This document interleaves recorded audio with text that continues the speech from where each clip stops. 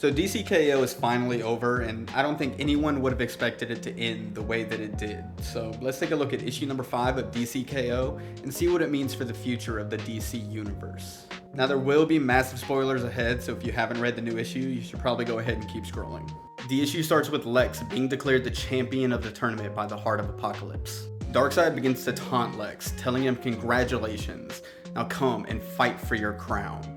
We then cut to the same scene that's been playing since the beginning. The Trinity are sitting around playing a board game whenever Darkseid attacks. Now everyone assumed that this was a future timeline where Darkseid had already won, but it's revealed that this was actually a pocket dimension created by the Time Trapper to keep Superman safe.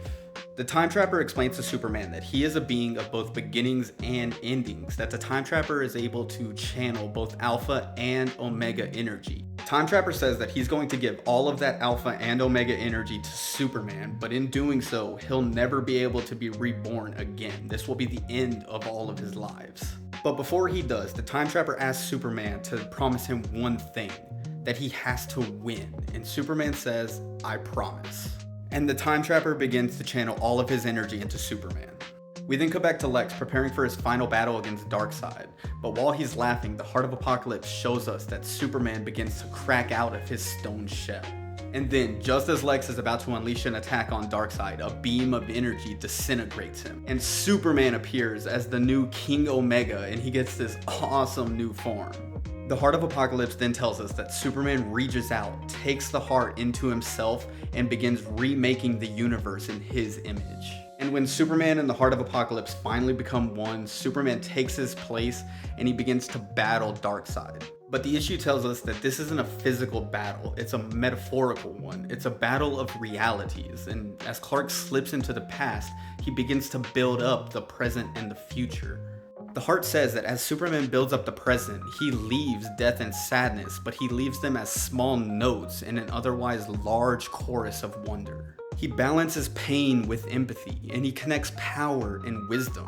The Heart says that he was born for this, and the Heart is so in awe of everything that he's doing that it doesn't even notice Darkseid coming. But Superman is able to react just in time to slip back into the past. And they begin to battle through time, but it says Darkseid is too fast, too strong. He keeps gaining more and more ground, and every era that they fall through becomes more and more like Darkseid. And finally, Superman retreats so far back into the past that he begins to approach the Big Bang itself. But Superman says that he was playing possum this whole time, that he wanted to lure Darkseid to the Big Bang, and Superman begins to absorb all of the alpha energy from the Big Bang itself. Superman then lands a massive hit on Darkseid. Superman is finally able to go toe-to-toe with Darkseid, and the Heart of Apocalypse begins to cheer him on. It says that he alone can do this, that he is the sole survivor and the only one that can take down Darkseid. But something about this just doesn't sit right with Superman. See, Superman knows that he's never really been alone, and he knows that the best way to take down Darkseid is not by himself, but with all of his teammates. So he reaches into his chest and pulls out the Heart of Apocalypse, and he summons the rest of the Justice League, imbuing them with Omega energy to help him take down Darkseid. As Darkseid then begins to fade away, the Heart of Apocalypse asks Superman why he gave up all of that power when he had a chance to win. And Superman says that Lois said it best. He likes games where everyone can win. His name is Clark Kent. He is not a King Omega. And according to Superman, his universe doesn't need one.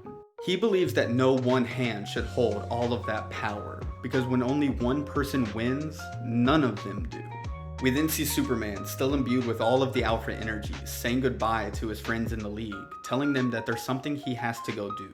Superman then releases all of the energy inside of his body back into the universe, saying that this new universe will be one of wild beginnings and fresh new starts.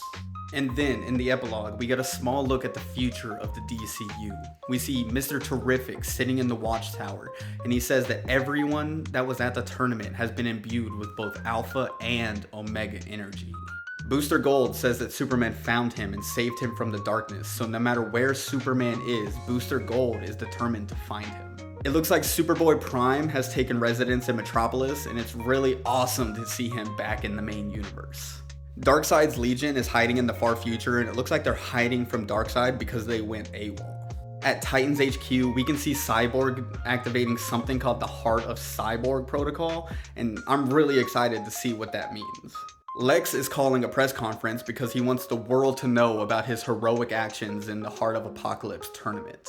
The adult Damian Wayne from Nightfall can be seen trying to use the mother box that Bruce left behind to contact his dad, but he's saying that there are too many other Batmen that they're receiving a signal from. And finally, we see Darkseid saying that although Time Trapper's sacrifice gave Superman the ability to push him back, he knows the truth, that Superman hasn't won the battle or the war. Because we see that every Earth in the multiverse had their own Heart of Apocalypse tournament, and every single battle worked to fuel Darkseid with more and more Omega energy.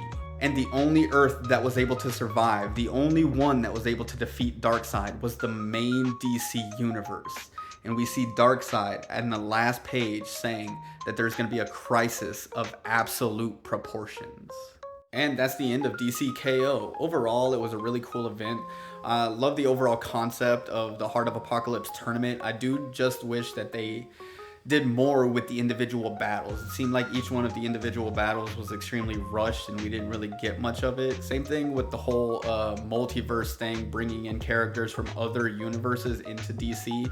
It seemed like it was all just very rushed. But I do love the ending. I love that Superman got a brand new form. That looks really cool, and I'm excited to see what's next for the DC universe. But let me know in the comments, what did y'all think about the DC KO event, and what did y'all think about the final issue? And like always, if you enjoyed this video, follow if you want to see more.